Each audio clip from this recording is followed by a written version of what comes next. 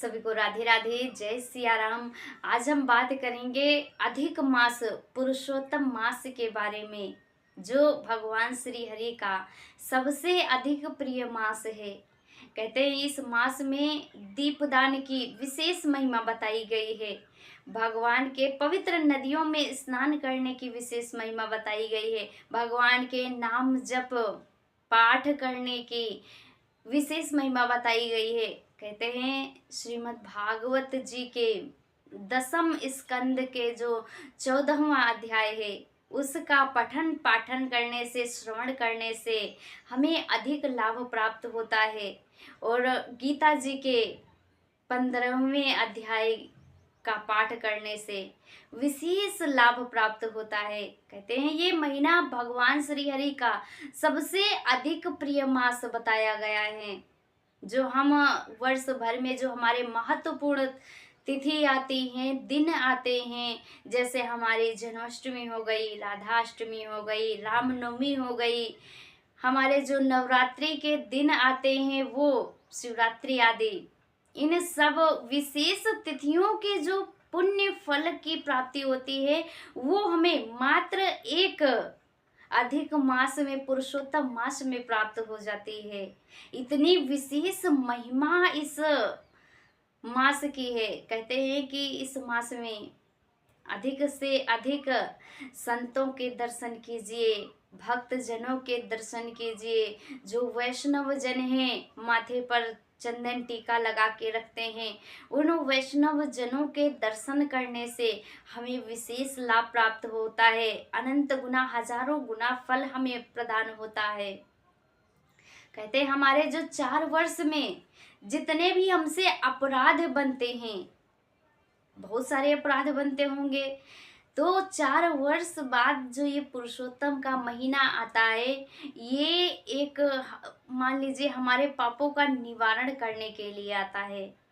ऐसा ये महीना है, जितने हमारे 4 वर्षों में अपराध बने हैं, वो सारे अपराधों को हम इस अधिक मास में आसानी से उनसे छुटकारा पा सकते हैं, आसानी से अपने पापों की निवृत्ति कर सकते हैं। अधिक मास की इतनी विशेष महिमा है। हमारे गुरुजी एक बड़ी सुंदर कथा सुनाया करते थे। कहते थे कि एक बार नारद जी भगवान श्री हरि नारायण के पास पहुँचे और वो उनसे पूछते हैं कि प्रभु, अधिक मास की क्या महिमा है, क्या इसका फल है, आप कृपा करके मुझे बताइए। भगवान कहते हैं कि नारद जी, यदि हम आपको बताएंगे तो शायद आपको इतना समझ में नहीं आएगा। हम आपको एकदम प्रैक्टिकल करके दिखाते हैं, तब आपको ज़्यादा समझ में आएगा। नारद जी ने कहा ठीक है प्रभु, बताइए।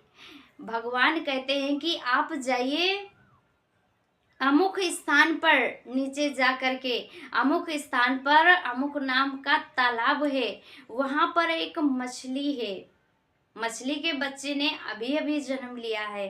आप उससे जा करके इस जो मास की महिमा है, आप उससे जा करके पूछिए। नारद जी कहते हैं अरे प्रभु, क्या बात कर रहे हैं। भगवान कहते हैं ये हमारा आदेश है, हमारी आज्ञा है, आप जाइए और इसका पालन कीजिए। अब भगवान की आज्ञा थी, नारद जी कैसे ठुकरा सकते थे। नारद जी जाते हैं तालाब पर, मछली के पास जा कर के उसे प्रणाम करते हैं कि प्रणाम है आपको मत्स्य देवता, हम भगवान के द्वारा भेजे गए हैं आपके पास। आपके पास एक विशेष समाचार लेकर के, एक विशेष प्रश्न लेकर के आए हैं, आप कृपया करके उसका निवारण कीजिए। कहते हैं कि आप हमें इतना बताइए कि इस पुरुषोत्तम मास की महिमा क्या है, इसका फल क्या है।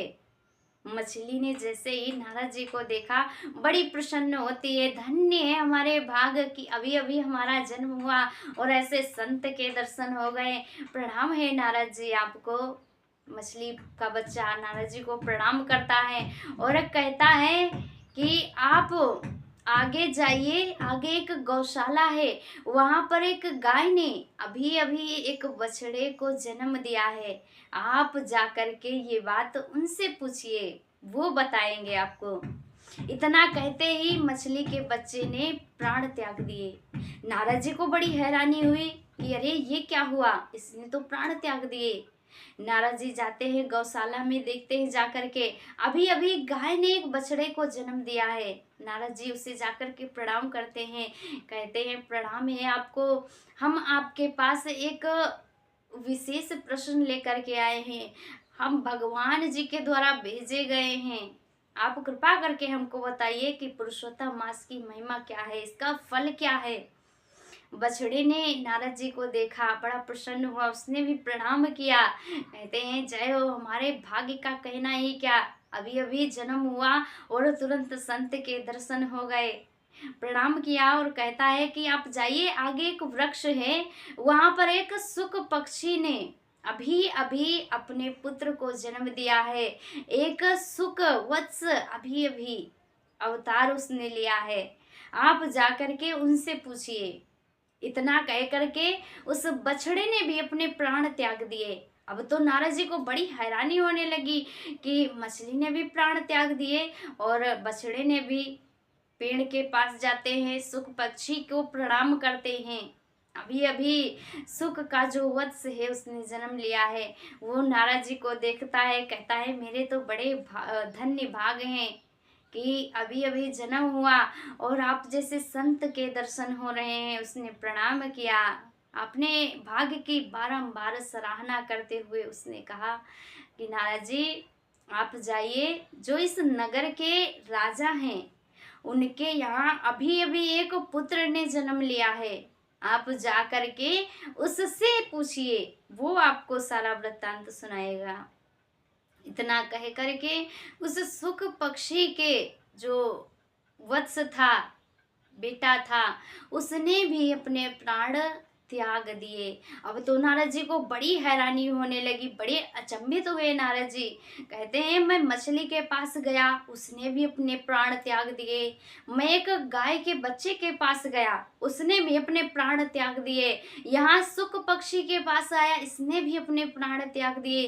कहीं ऐसा तो नहीं है कि पुरुषोत्तम मास का यही फल है, यही महिमा इसकी है कि जिसके पास जाओ वो प्राण ही त्याग देता है।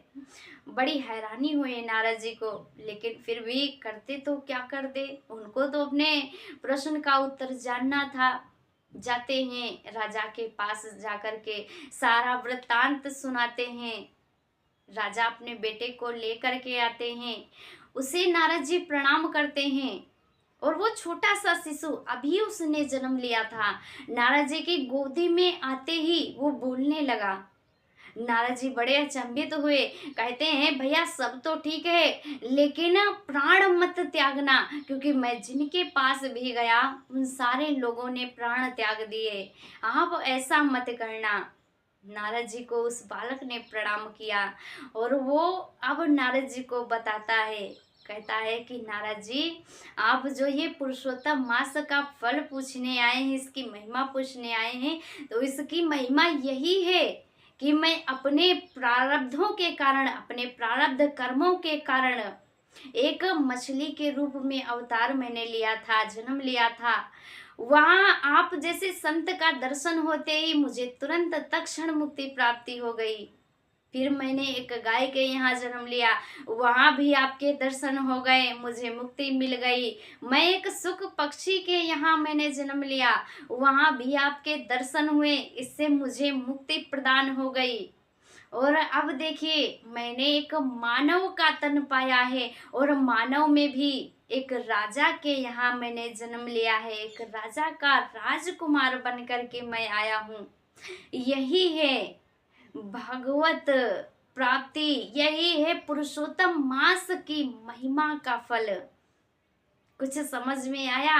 नारद जी को बड़ा आश्चर्य हुआ ये बातें सुन करके। तो देखिए इतनी बड़ी, इतनी विशेष महिमा है इस पुरुषोत्तम मास की।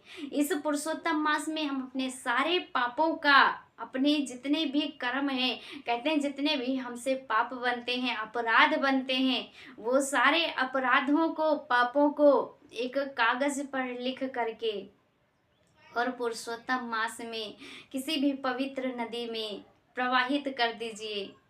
आपके सारे पाप, आपके सारे अपराध भगवान क्षमा कर देंगे।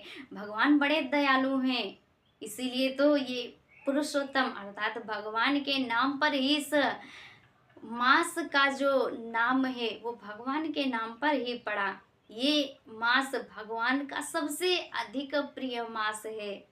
इस मास में जितना भी हो सके आप ज़्यादा से ज़्यादा नाम जप कीजिए, ज़्यादा से ज़्यादा भागवत चर्चा सुनिए, भागवत कथा सुनिए, भागवत प्रेमियों के दर्शन कीजिए।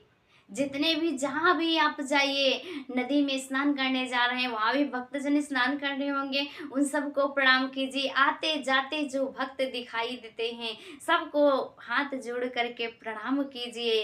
भगवान आपके सारे अपराधों को क्षमा कर देंगे। एक मौका मिल रहा है हमें अपने जीवन में अपने अपराधों से मुक्ति पाने का, तो इसे ऐसे ही व्यर्थ ना जाने दें। अधिक से अधिक भगवान का नाम जप करें और अपने पापों से मुक्त हो जाएं। और यदि हमारी बातें अच्छी लगी हों तो कमेंट बॉक्स में अपनी राय भी अवश्य दें। जय सिया राम। राधे राधे।